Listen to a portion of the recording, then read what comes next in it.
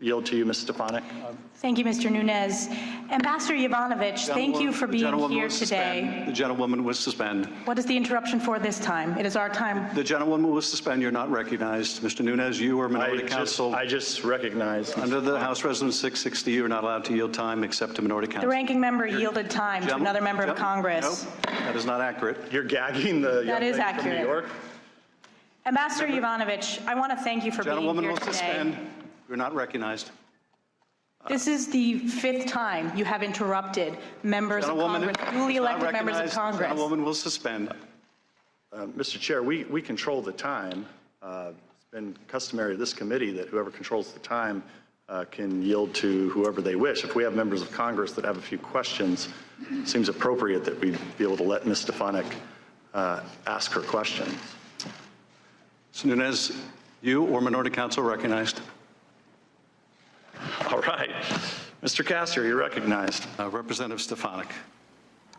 Thank you. Since the chairman has gavelled out all of my colleagues with their unanimous consent, I am going to read for the record many of the chairman's comments in September of the importance of hearing from the whistleblower.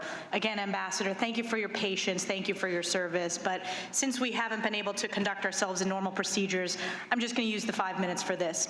September 29th, in the Wall Street Journal, quote, the whistleblower at the center of the impeachment investigation of President Trump will testify in the House very soon. This is a quote by the chairman. USA Today, September 29th. Talking with ABC News this week, Schiff, the Democrat who chairs the House Intelligence Committee, said the whistleblower would testify very soon, and the only thing standing in the way was getting security clearances for the attorneys representing the whistleblower so they could attend the testimony. From Vox, September 29th, Rep. Adam Schiff said Sunday the whistleblower at the center of a growing scandal surrounding President Donald Trump will testify before the House Intelligence Committee very soon. On CNN, September 29th, Schiff said Sunday on ABC as well as NBC's Meet the Press that he expects the whistleblower to testify very soon. The Washington Post, September 29th. In an appearance on ABC News this week, Schiff echoed Pelosi's message. He also said he expected the Intelligence Committee to hear from the whistleblower very soon, pending a security clearance from Acting Director of National Intelligence Joseph McGuire. In the Huffington Post, Schiff told ABC's This Week that he expects the whistleblower to appear before this committee very soon. In the New York Post, quote, we'll get the unfiltered testimony of that whistleblower. In the Washington Times, quote, that whistleblower will be allowed to come in. These are all quotes from Chairman Adam Schiff. In Talking Points memo, the question was posed, actually this was by George Stephanopoulos, have you reached an agreement yet with the whistleblower and his or her attorneys about coming before the committee and providing the information firsthand? Quote, yes we have, Schiff responded, and as DNI McGuire promised during the hearing, that whistleblower will be allowed to come in without a minder from the Justice Department or from the White House to tell the whistleblower what they can and cannot say. We'll get the unfiltered testimony of that whistleblower. In Daily Kos, we're ready to hear from the whistleblower as soon as that is done, and we'll keep obviously riding shotgun to make sure that the acting director doesn't delay in that clearance process. In CNBC, we'll get the unfiltered testimony of that whistleblower. In Market Watch, House Intelligence Committee Chairman Adam Schiff said Sunday that an agreement has been reached under which the whistleblower will testify before the committee very soon. I can keep going, but again, the chairman refused to allow us to put these into the record with unanimous consent. So I've read those out, and as we know, it is important to protect whistleblowers from retaliation and from firing, and we want to make sure whistleblowers are able to come forward. But in this case, the fact that we are getting criticized by Chairman Adam Schiff for statements that he himself made early on in this process shows the people you communicated with outside the 4 individuals I just named. Yes, Mr. Jordan, on call readout, certainly after the first call, there were probably a half a dozen or more people that I read out. Those are people with the proper clearance and the need to know. In this case, because of the sensitivity of the call and Mr. Eisenberg told me not to speak to anybody else, I only read out, outside of the NSC, 2 individuals. 2 individuals. Das Kent and one other person. And you're not willing to tell us who that other individual is? Mr. Chairman, point of order. Mr. Chairman. Mr. Chairman, point of order. The gentleman will suspend. Counsel. Mr. Chairman, I would ask you to enforce the rule with regard to the disclosure with regard to the intelligence officer. Thank you, Counsel. You know, as I indicated before, this committee will not be used to out the whistleblower. That same Mr. Chairman, can necessity you of first protecting stop the time whistleblower so I don't lose the will time? persist. You are recognized again, Mr. Jordan. Mr. Chairman, I don't see how this is outing the whistleblower. The witness has testified in his deposition that he doesn't know who the whistleblower is. You have said, even though no one believes you, you have said you don't know who the whistleblower is. So how is this outing the whistleblower to find out who this individual is? Jordan, this is your time for questioning. You can use it any way you like, but your question should be addressed to the And I'd like witness. to- And your question should not be addressed to trying to out the whistleblower. Well, okay. Will you be prohibiting witnesses from answering members' questions as you have in the closed-door depositions? The only times I prevented witnesses from answering questions, along with their counsel, was when it was apparent that members were seeking to out the whistleblower. We will do everything necessary to protect the whistleblower's identity, and I'm disturbed to hear members of the committee who have in the past voiced strong support for whistleblower protections seek to undermine those protections by outing the whistleblower. Mr. Chairman, only one member and their staff on this will- committee has direct knowledge of the identity of the whistleblower. Gentlewoman will suspend. You asked a parliamentary inquiry, and I am responding, or a point of order, and I'm responding. We will not permit the outing of the whistleblower, and questions along those lines, counsel will inform their clients not to respond to. If necessary, I will intervene. Otherwise, I want members to feel free to ask any questions they like. Mr. Chairman, I'd like to make a motion, Mr. Chairman. that I'm we sorry, this is an subpoena the opportunity for members whistleblower and get to all the ask rest any of us questions on they like. record. The gentleman is not recognized. Mr. Chairman. I'm responding to the gentlewoman's point of order. Otherwise, members will have every opportunity to ask any questions they like.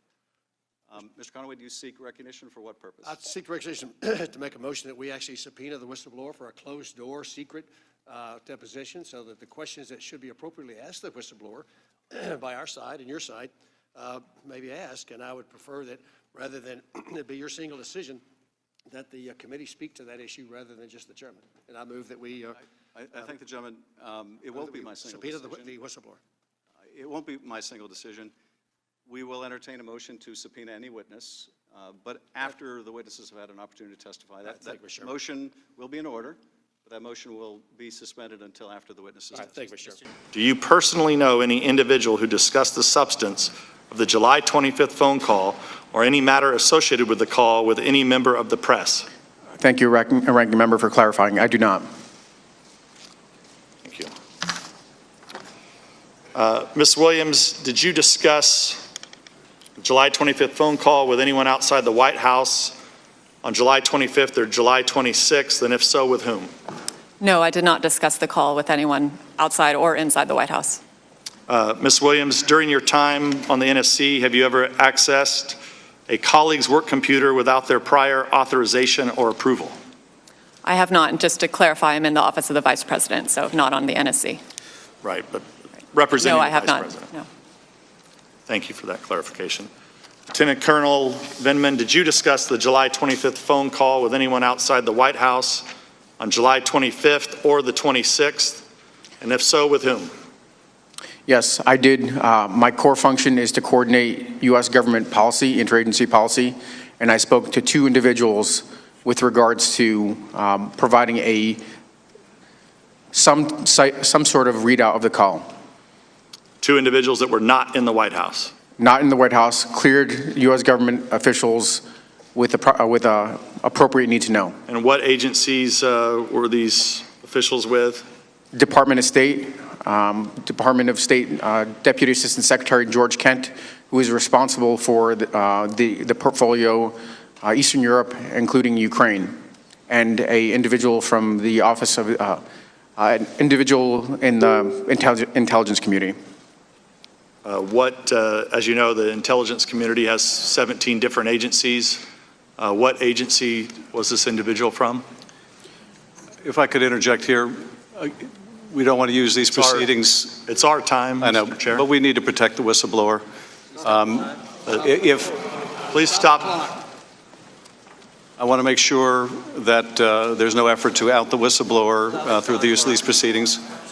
If the witness has a good faith belief that this may reveal the identity of the whistleblower, That is not the purpose that we are here for, and I want to advise the witness accordingly.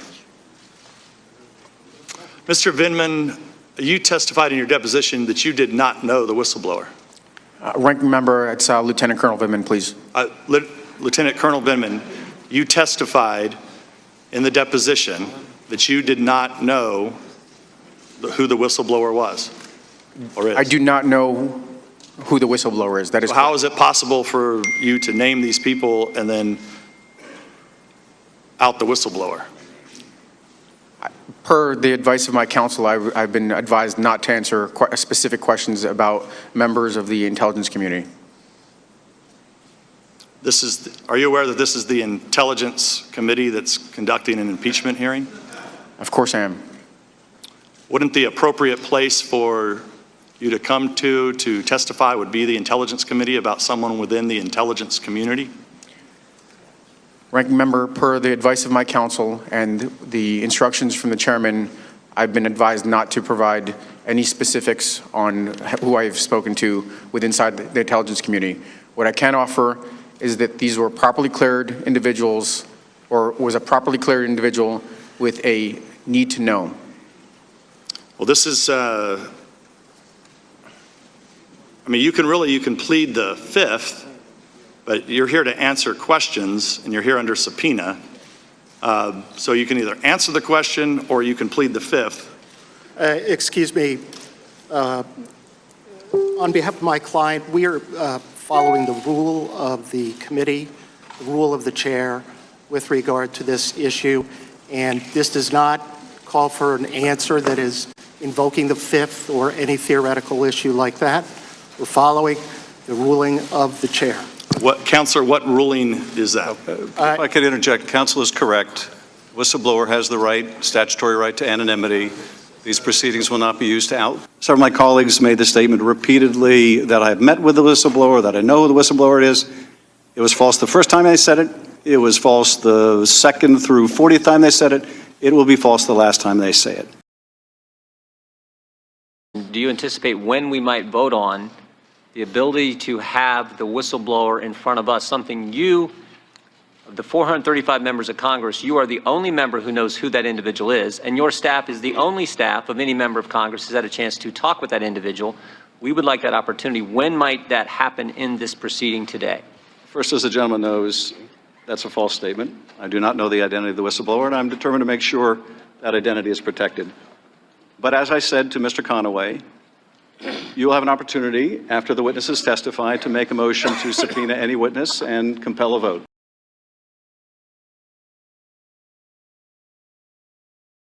That's my point of order. Gentlemen, we'll suspend. We would ask the president to stop obstructing the impeachment inquiry. And while we're grateful he has released a single document, he has nonetheless obstructed witnesses in their testimony and the production of thousands and thousands of other records. Chairman, I have a point of order. Mr. Chairman, I have a point of order under Gentlewoman is not HRS. recognized. So we know clearly you're going to interrupt us throughout this hearing. Gentlewoman is not recognized. Mr. Chairman, I have a Today- unanimous consent request.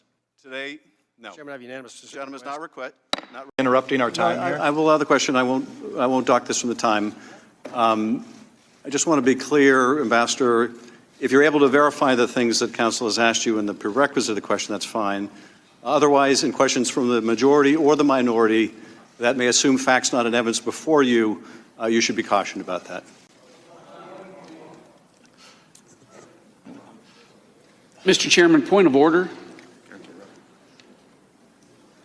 The time is with with minority counsel. Mr. Ratcliffe. Chairman, I sat here through the first 45 minutes and literally had an objection to almost the foundation of every question that Mr. Goldman asked regarding facts not in evidence, leading. But House Resolution 660 does not say that we are under the federal rules of evidence. If it is your position that I should be asserting objections to questions that violate the federal rules of evidence, let me know now, because this hearing is going to change significantly. As I said, Mr. Ratcliffe, I will allow the question. I think the gentleman has a different question about the rules. So what are the rules that are going to govern this? Does the ranking member seek recognition? I'm asking, I'm yielding you for a question, to the question I just asked you, For what purpose do you seek recognition? to answer Mr. Ratcliffe's question. I have answered it. You may resume your question. Respectfully, Mr. Chairman, you haven't answered my question whether or not I should be assumes facts not in evidence or leading objections to questions that are posed from this point forward. That's my question. Mr. Ratcliffe, I'll say once again, I'm not objecting to the question, but I am instructing the witness that they should not presume questions from the majority or the minority that may represent facts not in evidence are correct. I have answered the question. We will resume the questioning and resume the clock. Conaway from Texas, he just started. Drop in. President Trump or anyone associated with the Trump campaign colluded, coordinated, or conspired with the Russian government. The minority views, which you submitted, were attached to our committee's findings, and yet your views did not provide any evidence to support the claim of collusion. On March 24, 2019, the special counsel delivered his findings to the special counsel's investigation did not find that the Trump campaign or anyone associated with conspired or coordinated with Russia in its efforts to influence the 2016 presidential election. Special Counsel Mueller's findings are consistent with those of this committee, as well as the public statements of various senators on the Senate Select Committee on Intelligence. Despite these findings, you continue to proclaim to the media that there is significant evidence of collusion. You further have stated you will continue to investigate the counterintelligence issues. That is the president or people around him compromised in any way by hostile foreign power? Your willingness to continue to promote a demonstrably false narrative is alarming. The findings of the special counsel conclusively refute your past and present assertions and have exposed you as having abused your position to knowingly promote false information, having damaged the integrity of this committee and undermined the faith in the United States government and its institutions.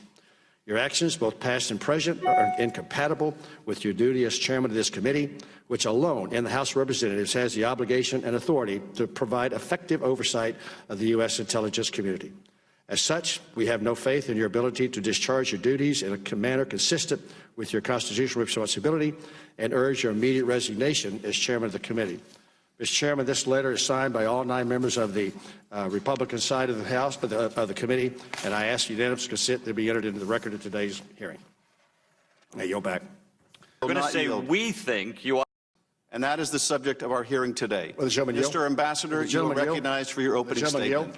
I will not yield. Mr. Ambassador, you gentleman yield because you just made some things about all of us that I think we all should get the opportunity to respond to. You're going to say we think you ought to allow us to speak of what we think. You can use your 5 minutes to speak. You attacked me in your opening statement, and I have not had an opportunity to respond at all, especially to your statements of what we think, because no one over here thinks that.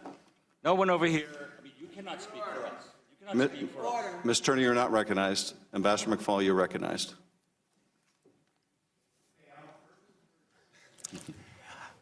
Thank you, Mr. Chairman. Thank you, testimony, because sometimes you seem to make direct connections, and sometimes they seem to be dead ends. I kind of want to clear up what are the dead ends and what are the direct connections. Yesterday, Ambassador Volker, who I consider to be very talented and a man of integrity, and I believe you think he's a man of integrity, correct? I do. He testified that the President of the United States did not tie either a meeting with the President, a phone call, or any aid to investigations of Burisma 2016 or the Bidens, that the President did not do that. And you've testified that the President did not tell you that he tied them either, correct? I did testify to that, although when Ambassador Volker and I were working on the statement and negotiating with the Ukrainians, it was clear to Ambassador Volker that a meeting would not happen without the Burisma in 2016. That was very clear to Ambassador Volker. And how do you know that? What did he say to you? Because he says that was not clear to him. In fact, he says that's not the case. He was working on that. He knows that that's what the President wanted, but he didn't have it as this was a requirement. Oh, I strongly disagree with that portion of his testimony. It was absolutely a requirement, or we would have just had the meeting and been done with it. What about the aid? He says that they weren't tied, that the aid was not tied. And I didn't say they were conclusively tied either. I said I was presuming it. Okay, and so the President never told you they were tied. So your testimony, his testimony is consistent, and the President did not tie aid to investigations.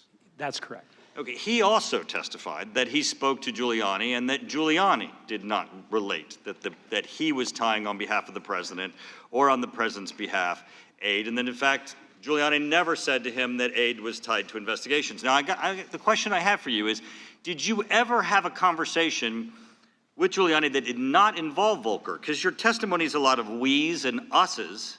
So do you and Giuliani have a separate conference, separate phone call where Giuliani told you that the aid was tied? Because Volker says, and if he was on all your phone calls, Volker says that never happened. No, I did have a few conversations. I don't recall how many because I don't have the records with Mr. Giuliani directly when Mr. Volker wasn't available. And did Giuliani say to you, go ahead, what were you going to say? I don't believe I testified that Mr. Giuliani told me that aid was tied. Oh, I think, see, this is part of the problem, Ambassador Sondland, and I just want to walk you through this, is you've said to us everyone was in the loop, and everyone knew. Now, hold on a second. I've listened to you today, as have a lot of people, and not only are your answers somewhat circular, frequently you've contradicted yourself in your own answer. Now, the text messages and emails that you put up there, Kurt Volker walked us through, and he has a completely different understanding of what you were saying than what you're saying you were saying. So I'm a little confused as to how everyone's in the loop, because if Giuliani didn't give you any express statement, then it can't be that you believe this from Giuliani. Now, let me tell you right now, because is Donald Trump your friend? No, we're not friends. Okay. Do you like the president? Yes. Okay. Well, after you testified, Chairman Schiff ran out and gave a press conference and said he gets to impeach the President of the United States because of your testimony. This, I think, only goes to underscore just how significant the president's obstruction of this investigation has been. We now can see the veneer has been torn away, just why Secretary Pompeo and President Donald Trump do not want any of these documents provided to Congress, because apparently they show, as Ambassador Sondland has testified, that the knowledge of this scheme to condition official acts, a White House meeting, and $400 million in security assistance to an ally at war with Russia was conditioned on political favors the president wanted for his reelection. And if you pull up CNN today, right now, their banner says Sondland ties Trump to withholding aid. Is that your testimony today, Ambassador Sondland, that you have evidence that Donald Trump tied the investigations to the aid? Because I don't think you're saying that. I've said repeatedly, Congressman, I was presuming. I also said that President Trump... So no one told you, not just the president. Giuliani didn't tell you, Mulvaney didn't tell you, nobody, Pompeo didn't tell you, nobody else on this planet told you that Donald Trump was tying aid to these investigations. Is that correct? I think I already testified. No, answer the question. Is it correct? No one on this planet told you that Donald Trump was tying this aid to the investigations? Because if your answer is yes, then the chairman's wrong and the headline on CNN is wrong. No one on this planet told you that President Trump was tying aid to investigations. Yes or no? Yes. Because apparently they show, as Ambassador Sondland has testified. So you really have no testimony today that ties President Trump to a scheme to withhold aid from Ukraine in exchange for these investigations? Other than my own presumption. Which is nothing. I mean, that's what I don't understand. So you know what hearsay evidence is, Ambassador? Hearsay is when I testify what someone else told me. Do you know what made-up testimony is? Made-up testimony is when I just presume it. I mean, you're just assuming all of these things, and then you're giving them the evidence that they're running out and doing press conferences, and CNN's headline is saying that you're saying the President of the United States should be impeached because he tied aid to investigations, and you don't know that, correct? I never said the President of the United States should be impeached. Nope, but you did. You have left people with the confusing impression that you were giving testimony that you did not. You do not have any evidence that the President of the United States was tied to withholding aid from Ukraine in exchange for investigations. I yield back. I think today's testimony is among the most significant evidence to date. And what we have just heard from Ambassador Sondland is that the knowledge of this scheme, this conditioning of the White House meeting, of the security assistance to get the deliverable the president wanted, these two political investigations that he believed would help his reelection campaign, was a basic quid pro quo. No one on this planet told you that President Trump was tying aid to investigations. Yes or no? Yes. George Washington's farewell address warns of a moment when cunning, ambitious, and unprincipled men will be enabled to subvert the power of the people and to usurp for themselves the reins of government. Or additional request. We have a unanimous consent request. Too late. The witnesses are additional It's too late materials for for the unanimous record. consent request? Without objection, the hearing is adjourned. Yeah, that's Give me a break. just typical, isn't it? Just typical. Statement, not for the purpose of making a motion. I yield back and now ask for recognition for a motion under Clause 2, Rule 11. The gentleman is recognized. Mr. Chairman, pursuant to Clause 2 of Rule 11, I move to require the attendance and testimony of Chairman Schiff before this committee and transmit this letter accordingly. For what purpose does the gentlelady seek recognition? I move to table the motion. Motion to table is made and not debatable. All in favor of the motion to table say aye. Aye. Opposed? No. The motion to table is agreed to. Recorded vote. The recorded vote is requested. The clerk will call the roll. Parliamentary inquiry, Mr. Chairman. The clerk will call the roll. Parliamentary inquiry, Mr. Chairman. You're not recognized for parliamentary inquiry at this time. There's a vote in process. Just a reminder, any no votes says you don't want Chairman Schiff coming, correct? The clerk will call the roll. Mr. Nadler? Aye. Mr. Nadler votes aye. Ms. Lofgren? Aye. Ms. Lofgren votes aye. Ms. Jackson-Lee? Aye. Point of order on this minority hearing day. The chairman was furnished with the demand signed by all Republican members of the committee during the impeachment hearing held on December the 4th. The chairman has refused to respond to multiple additional requests that hearing be scheduled, and at one point actually telling me, as I actually responded to this, that we'll rule with it today. Well, we're here today, and it's a farce that we're having to rule on this today because there's no other time we're actually taking up the articles today. So the rule is not and by the way, this rule is not superseded by any portion of HRS 660. That could have been done by the majority, but they were too busy and in a hurry to get H 660 to the floor that after discussing this, they chose not to exempt the minority hearing day. This could have been done. They chose not to. Now we're not having it, so I continue my point of order. If I understand the gentleman's point of order, he asserts we are violating Clause 2J1 of House Rule 11 by conducting this markup before we have held the hearing that the minority members requested on December 4th. In my view, the gentleman is claiming a broader privilege than Clause 2J1 actually provides the minority. The minority has asked for a day of hearings on the matter of the December 4th hearing, which was the constitutional grounds for impeachment. I am willing to work with the minority to schedule such a hearing, but not before today's markup of the articles of impeachment. The House rule does not require me to schedule a hearing on a particular day, nor does it require me to schedule the hearing as a condition precedent to taking any specific legislative action. Otherwise, the minority would have the ability to delay or block majority legislative action, which is clearly not the purpose of the rule. What the McConnell resolution says is that at some point after essentially the trial is over, after you've had the arguments of both sides, you've had the 16 hours of questioning, then there will be a debate as to whether to have a vote and a debate on a particular witness. So there's no even guarantee you're going to get a chance to vote on specific witnesses. All the resolution provides is you're going to get an opportunity to vote to have a debate on whether to ultimately have a vote on a particular witness.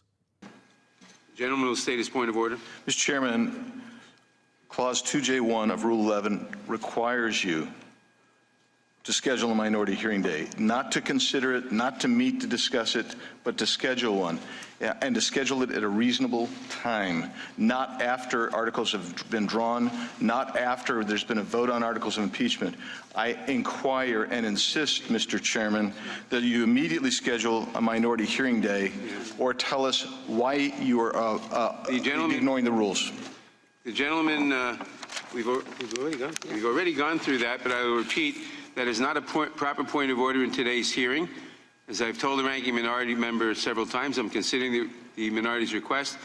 If you think we would be violating the rules of the House if we considered articles of impeachment before holding a minority day hearing, that point of order would be timely at a meeting where we considered such articles. It's not the purpose of today's hearing, and the point of order is not in order. Mr. Chairman, since I've been implicated in this, I'd like to ask without objection. Our comments have not. Without objection, There is All other objection. opening statements will be included in the record. Reserve my point of objection on that. Okay, the point of I have a objection. question. You've brought my name into The this. gentleman, You have brought my name into this. the gentleman will suspend. The gentleman is recognized. Okay, thank you, Mr. Chairman. It's telling me that you're considering something you have nothing to consider, and you have told me that, I'll admit on record, is nowhere close to actually following your duty as a chairman to follow the rules. And so I think the point of order is very well taken. I think the issue that we have is not, I think your timing is, I mean, show me please in the rule, have your parliamentarian show me in the rules where you come to a time of actually being able to deny this up at a certain point. Further reserving the right to object. As I have said. Further reserving the right to As I have object. said, the point of order would be in order at the meeting where we are considering. Further reserving the right to object. We will now hear presentations. Chairman, I appeal the decision of the chair. There is no decision to appeal. There was not a ruling and a motion. We will now hear presentations. There's a ruling on the point of order. You made a ruling on the point of order. You made a ruling on the point of order, Mr. Chairman. You can't then not allow us to appeal the ruling of the chair. The gentleman will suspend. It was not a cognizable point of order. It was not a cognizable point of order. It was not in order at this time to make that point of order. There is no ruling to appeal. But Mr. Chairman, the rule was the obligation, not consideration. You are obligated to schedule, not to consider. You made a ruling. It is in order to appeal. The gentleman will suspend. We are doing what we have to do under the rules. We will now hear presentations of evidence. Mr. Chairman, the gentleman is not recognized. We will now hear presentations of evidence. I have a parliamentary inquiry. I haven't removed my objection yet. I will not recognize a parliamentary inquiry at this time. We will now hear presentations of evidence from counsels to the judiciary. Is this when we just hear staff ask questions of other staff and the members get dealt out of this whole hearing? And for the next 4 hours, you're going to try to overturn the result of an election with unelected people giving testimony? The gentleman will suspend. Signals your time has expired. Mr. Burke, you may begin. Mr. Chairman, you do realize I've never withdrawn my Gentleman will objection. suspend. I've not withdrawn my objection. You've not asked me to talk to my objection. I want everybody to have an opening statement. Gentleman will. I objected to your opening statement comment, nothing else. Mr. Burke is recognized. We got memorandums of understanding between the chairman. We got Michael Cohen testifying for 7 hours, getting advice from the witness here on obstructing the committee work and not sharing the information with us in a timely fashion.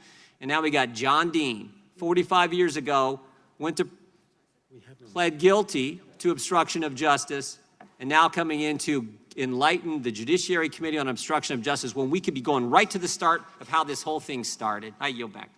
I thank the gentleman. Before I go to the next witness, I want to point out that this committee has no memorandum of understanding with any other committee with reference to any investigations. So I don't know. I don't know. This committee has no such memorandum of understanding. And I'm not aware of any others, but there may be. But this committee has no such memorandum of understanding. And number two, since the gentleman from Ohio cast aspersions on the witness, I would remind everyone that after Mr. No, I didn't, Mr. Chairman. I read his statements. I did not cast aspersions. I read his statements. But they refuse to allow the evidence and hear from the witnesses. They will not permit the American people to hear from the witnesses.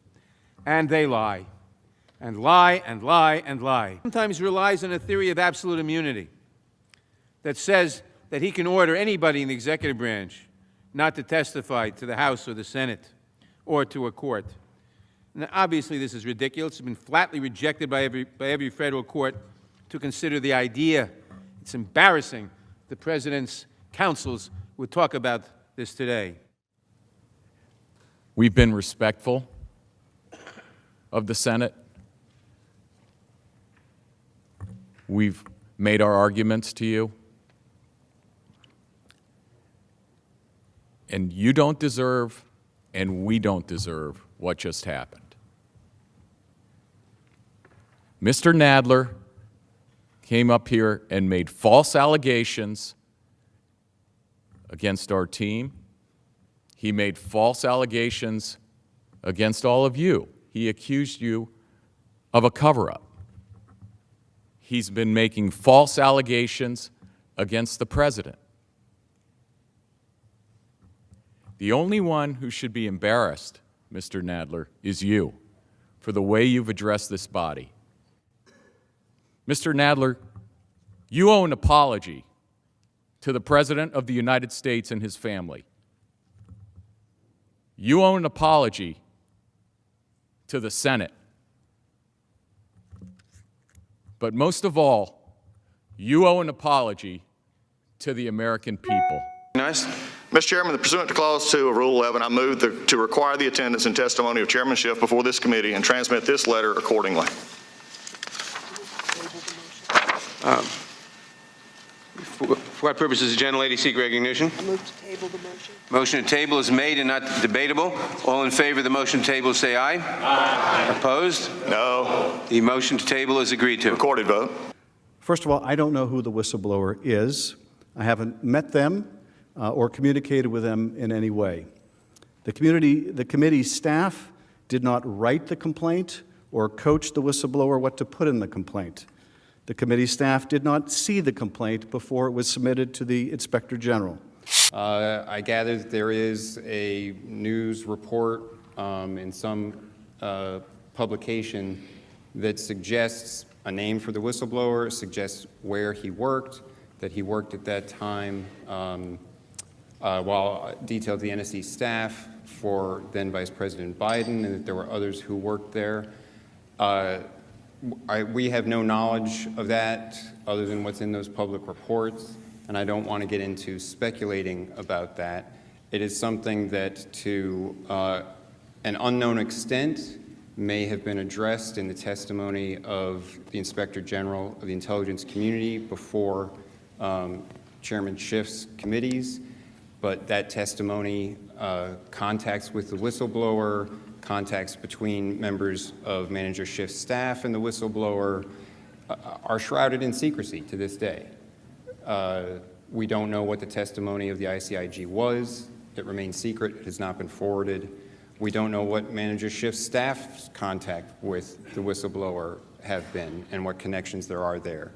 It's something that would seem to be relevant since the whistleblower started this entire inquiry. Whistleblower work at any point for or with Joe Biden? If so, did he work for or with Joe Biden on issues involving Ukraine? And did he assist in any material way with the quid pro quo in which then Vice President Biden has admitted to conditioning loan guarantees to Ukraine on the firing of the prosecutor investigating Burisma? Senators, for the question, and I want to be very careful in how I answer it so as not to disclose or give an indication that may allow others to identify the identity of the whistleblower. But first, I want to talk about why we're making such an effort to protect the identity of the whistleblower.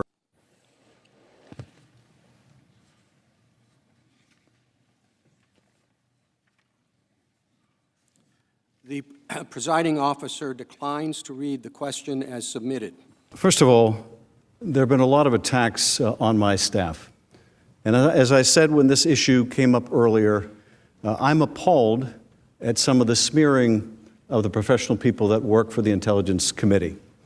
Now, this question refers to allegations in a newspaper article which are circulating smears on my staff and ask me to respond to those smears.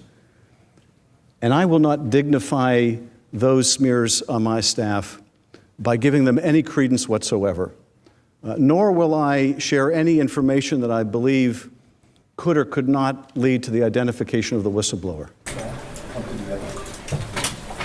As you may have noticed, we had something slightly atypical downstairs. I asked a question, and the question was refused.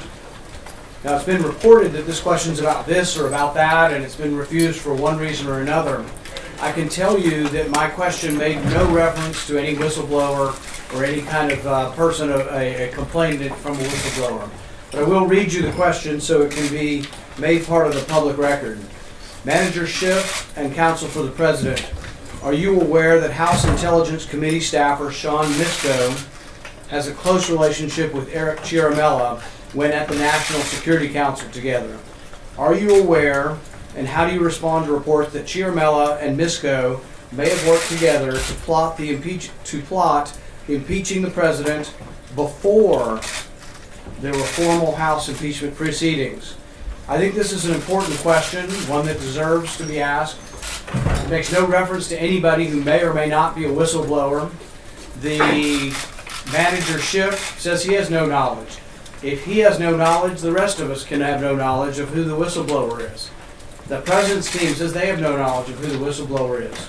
I think it was an incorrect finding to not allow a question that makes no reference. It means that anybody ever said might have been a whistleblower could never be discussed in a proceeding. I think it's very important whether or not a group of Democratic activists, part of the Obama-Biden administration, were working together for years looking for an opportunity to impeach the president. With that, I'll take a few questions. The question from Senator Johnson and the other senators for both parties. Recent reporting described 2 NSC staff holdovers from the Obama administration attending an all-hands meeting of NSC staff held about 2 weeks into the Trump administration and talking loudly enough to be overheard, saying, "We need to do everything we can to take out the president." On July 26, 2019, the House Intelligence Committee hired one of those individuals, Sean Misko. The report further describes relationships between Misko, Lieutenant Colonel Vindman, and an individual alleged as the whistleblower. Why did your committee hire Sean Misko the day after the phone call between President Trump and Zelensky, and what role has he played throughout your committee's investigation? And to the American people, the extensive evidence collected during the House's impeachment inquiry into the president's abuse of power. Overwhelming evidence. Notwithstanding his unprecedented and wholesale obstruction of the investigation into that misconduct. But let me say this. I listened to the leader's speech. I did not hear a single sentence, a single argument as to why the witnesses I suggested should not give testimony. Impeachment trials, like most trials, have witnesses. To have none would be an aberration. There is one small segment on the far right who have lost all objectivity and are determined to impeach the president at all costs. Their hatred of the president exceeds their... I guess I'm making a plea here, and that is to Mr. Livingston to step in and take control of this runaway train before we go over a cliff. Why would you not afford the President of the United States the same opportunity to review the charges against you, and so that you could have your response be part of the report? The President of the United States of America deserves the right to review, prior to its release, a copy of the report written by the independent counsel, his lawyers and his aides, etc., talking with the White House about what's in the report already. They have advanced information that the members of Congress don't even have. It's grand jury material. It represents statements which may or may not be true by various witnesses, salacious material, all kinds of material that it would be unfair to release. For the department to take the position that we're not going to give information because he's not indicted, like a normal person who's not indicted because of lack of evidence, is equivalent to a cover-up. Police investigative files and witness interviews and other documents, that seems to me unjustified and unwise, and I think it's a decision and a precedent the Justice Department will rue that it has set. This report is going to have to be made public, and of equal importance, the underlying evidence is going to have to be shared with Congress. Whenever you have a party in the majority in Congress now and someone from the other party under investigation, that investigation is ultimately declined, they're going to... It seems to me that no good case has been made for witnesses. This idea that they didn't have to call witnesses in the House and they should call them in the Senate doesn't make sense. You call witnesses before a grand jury and you call witnesses before a trial. We join the American people in wanting the truth, the whole truth, nothing but the truth, to come out of the trial.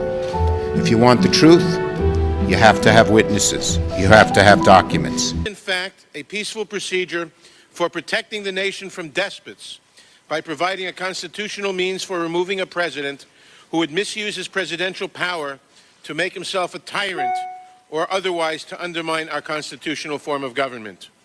To impeach a president, it must be that serious. There must never be a narrowly voted impeachment or an impeachment substantially supported by one of our major political parties and largely opposed by the other.